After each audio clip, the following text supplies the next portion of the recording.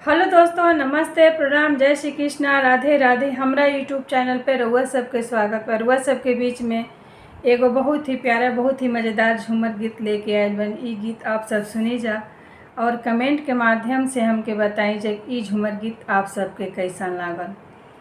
पियवा मरले बा बेलाना के मार रे माई, पियवा मरले बा बेलाना के मार रे माई। नैहार खेलल कूदल भइल बा पहाड़ रे माई, नैहार खेलल कूदल भइल बा पहाड़ रे माई।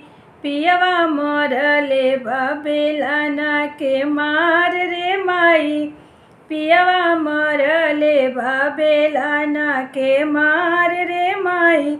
रोटी हम बनावे गईनी जर के भइल करिया, रोटी हम बनावे गईनी जर के भइल करिया।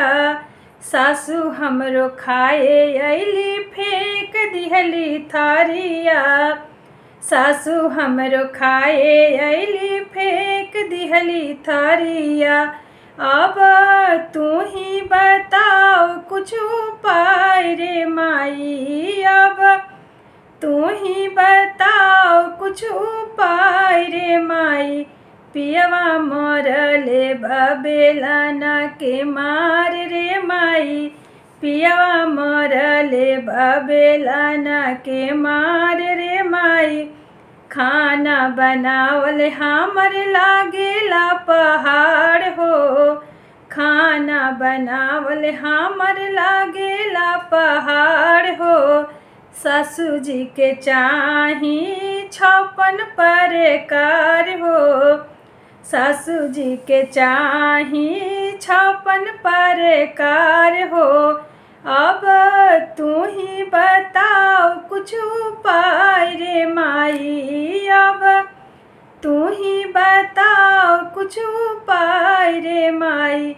पियवा मरले बा बेलाना के मार रे माई, पियवा मरले बा बेलाना के मार रे माई।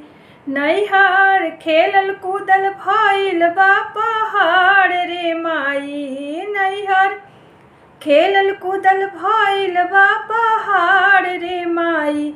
पियवा मरले बा बेलाना के मार रे माई, पियवा मरले बा बेलाना के मार रे माई।